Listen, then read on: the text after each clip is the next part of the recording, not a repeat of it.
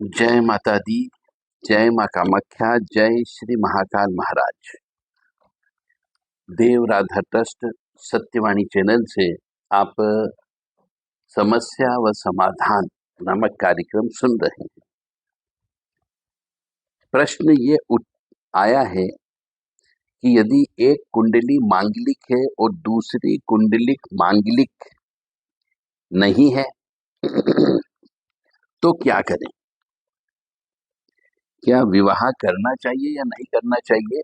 और यदि विवाह फिक्स हो गया है और बाद में पता लगा कि एक कुंडली मांगलिक है और एक कुंडली मांगलिक नहीं है, या फिर हमने बिना कुंडली देखे विवाह कर लिया और बाद में विवाह के बाद में जब समस्या उत्पन्न हुई तब कुंडली को खोजा गया, तो कुंडली निकल करके जो आई उसमें एक मांगलिक और एक बिना मांगलिक कुंडली निकल करके आई है, तो उसका क्या किया जाए? तो बहुत ही गहनता से अनुसंधान करने के बाद में जो चीज सामने आई है, जो जो रिजल्ट आपके सामने आए हैं, वो हम आपके सामने प्रस्तुत कर रहे हैं। क्योंकि ऐसे बहुत से परिवार हैं जहां पर मांगलिक अमांगलिक विवाह हो गया और बाद में पता लगा कि ये मांगलिक अमांगलिक विवाह था। तो जो हमने अपनी आंखों से बहुत से घरों को देखा मांगलिक अमांगलिक विवाह वालों को, तो उनके जीवन में पारिवारिक सुख का अभाव रहा। पारिवारिक सुख का मतलब हो गया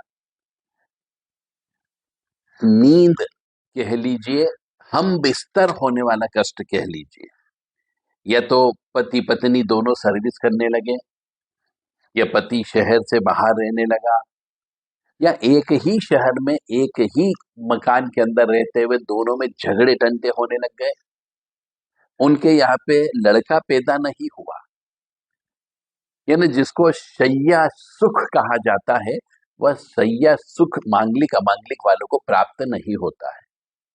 किसी न किसी वजह से पति पत्नी के बीच में अहम की भावना उत्पन्न हो जाती है, लड़ाई झगड़ा उत्पन्न हो जाता है, कभी पारिवारिक कष्ट उत्पन्न हो जाते हैं, तो कभी धन के कष्ट उत्पन्न हो जाते हैं, कभी बच्चे से संबंधित प्रॉब्लम आ जाती है, तो कोई नाते रिश्तेदार की समस्या आ जाती है।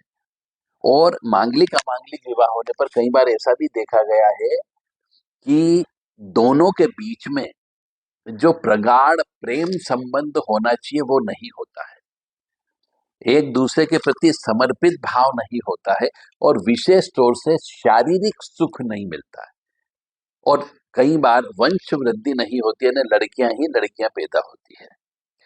तो एक कुंडली मांगलिक है और दूसरी कुंडली मांगलिक नहीं है, तो क्या करें? और विवाह हो चुका हो तो भी और न हुआ हो तो भी, और विचार कर रहे हैं कि विवाह करना है, तो ये बहुत भारी समस्या है। गुण मिल रहे हैं तो क्या विवाह करें या नहीं करें? या फिर विवाह हो गया जैसे मैंने कहा और विवाह हो जाता है मांगलिक अमांगलिक, तो ग्रह कलेश अवश्य होता है। अब मनुष्य ज्योतिषाचार्य लोगों के चक्कर लगाता रहता है, ग्रह कलेश के चक्कर में वो तांत्रिक लोगों के चक्कर लगाता है, ग्रह कलेश के चक्कर में छोटी मोटी ये बैठकें होती है, वहां पे जाने लग जाता है और पैसा बर्बाद करता है। और मांगलिक अमांगलिक विवाह होने पर जीवन साथी जो होते पति पत्नी, उसमें से कोई न कोई व्यक्ति बीमार अवश्य रहता है, और उसको कहीं न कहीं पे या तो पुरुष को गुप्त रोग हो जाता है या फिर स्त्री को गुप्त रोग हो जाता है, जिसकी वजह से वे वैवाहिक सुख नहीं भोग पाते। एक कारण ये भी हो सकता है कि स्वास्थ्य का खराब रहना, या मन में ही वो भावना उत्पन्न नहीं होना, ऐसा भी देखा गया है प्रैक्टिकल रूप में। कई 20-25 साल के अनुभव का निचोड़ हम आपके सामने रख रहे हैं। अब ये जो समस्या उत्पन्न हो गई है, इसका निदान क्या है, ये सबसे बड़ी बात होती है।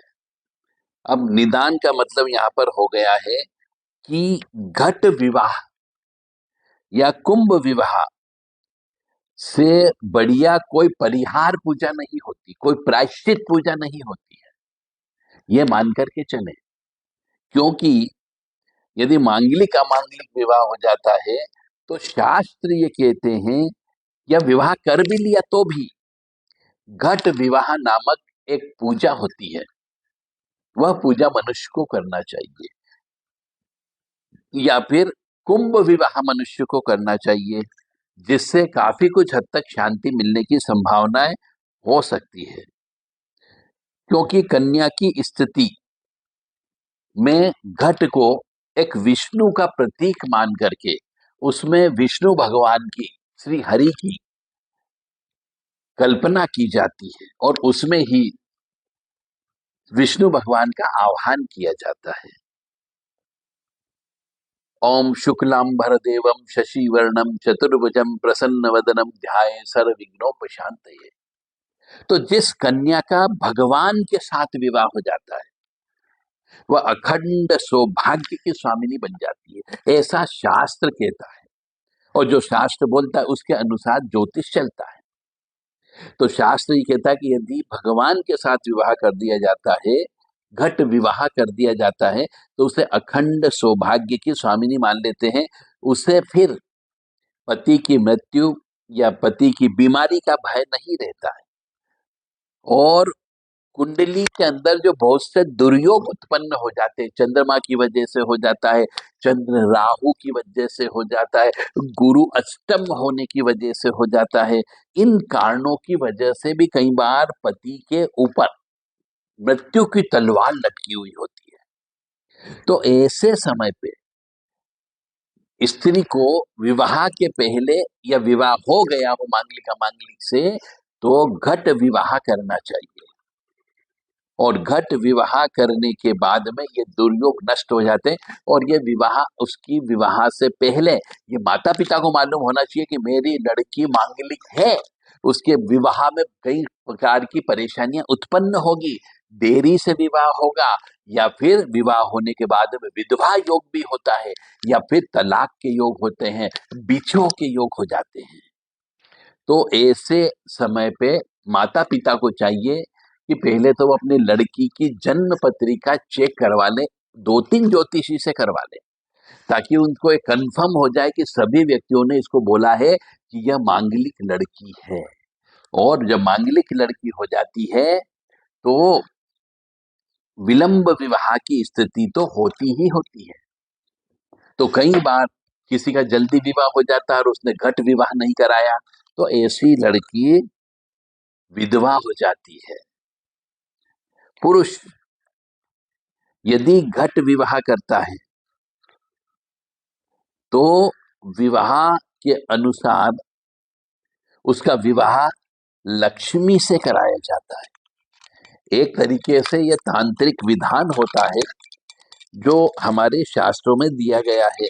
एक तरीके की प्रायश्चित पूजा कह लीजिए या परिहार पूजा होती है। तो उसका विवाह लक्ष्मी से करा करके, अब चूंकि लक्ष्मी जी अखंड सौभाग्य की स्वामिनी होती है, ऐसे में उसकी पत्नी को यदि कोई बीमारी है तो बीमारी दुखी कम हो जाता है। और ये एक तरीके का शास्त्र सम्मत टोटका कह लीजिए। कई बार हम देखते हैं किसी की पत्रिका में अष्टम भाव का मंगल बैठ जाता है और नीच का बैठ जाता है, राहु के साथ बैठ जाता है, तो फिर उसकी स्त्री की तो मौत होती ही होती है। और कई बार तो ऐसा मनुष्य दूसरी शादी करता है वो भी मर जाती है, तीसरी शादी करता है तो वह भी मर जाती है। तो अकाल मृत्यु ऐसी स्त्रियों की होती रहती है। तो यदि ऐसा पुरुष माता लक्ष्मी से घट विवाह कर लेता है तो उसकी पत्नी की मृत्यु होना बंद हो जाती है। यह टोटका है। और यह विवाह किसी नदी किनारे किया जाता है या फिर पवित्र स्थान में किया जाता है। पवित्र स्थान का मतलब हो गया जैसे 12 ज्योतिर्लिंग हो गए, वहां कहीं पे भी कर लो, किसी भी बहती हुई नदी के किनारे कर लो। हमारे यहाँ 7 नदियां बहुत पवित्र मानी जाती है, उन 7 नदियों के किनारे कह सकते हो। अब पूछेंगे साहब कौन सी नदी, तो उसमें एक मंत्र आता है कि ओम गंगे च यमुने च गोदावरी सरस्वती नर्मदे सिंधु कावेरी। ये वाली 7 नदियां हैं। इसमें गंगा जी भी है और नर्मदा जी भी है। इनके किनारे भी आप कर सकते हैं या ज्योतिर्लिंग पे कर सकते हैं। और कई बार कुछ जगह ये भी देखा है अपनी आंखों से कि पुरुष का विवाह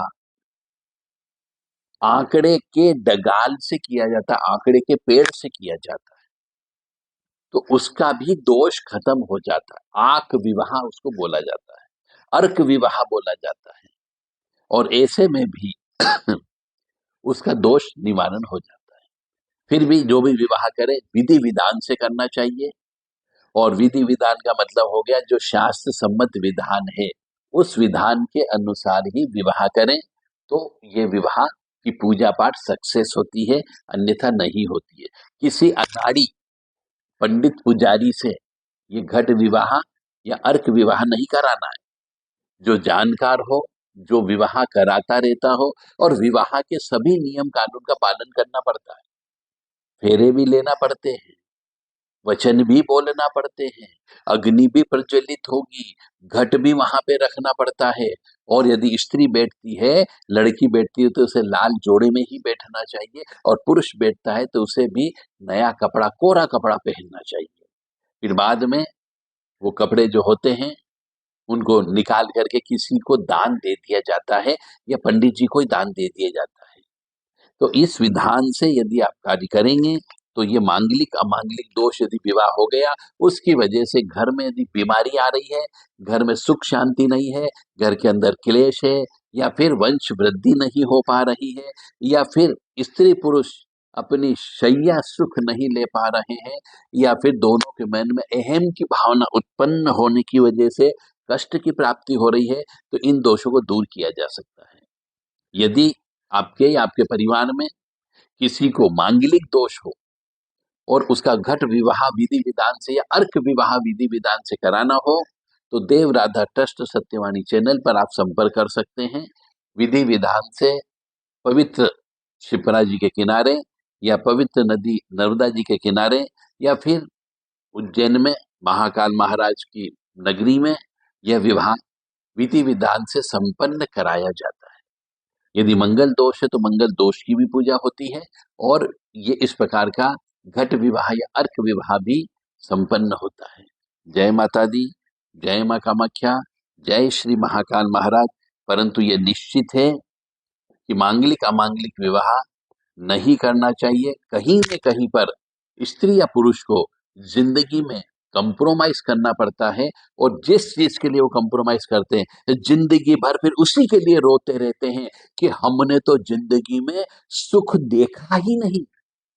अरे गाड़ी घोड़े खड़े हुए हैं, मकान बन गया है, एक लड़की भी पैदा हो गई है, घर में सुख संपत्ति शांति सब कुछ है, परंतु स्त्री बोलती मुझे सुख नहीं है।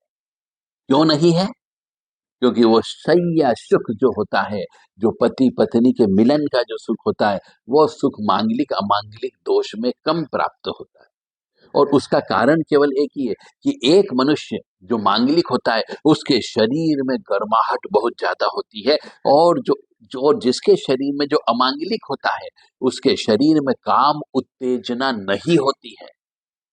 अब दोनों के बीच में फ्रिक्शन होना तो स्वाभाविक बात है, और इसकी वजह से कहीं न कहीं पे दोनों पति पत्नी को गुप्त रोग हो जाता है, मांगलिक अमांगलिक दोष की वजह से।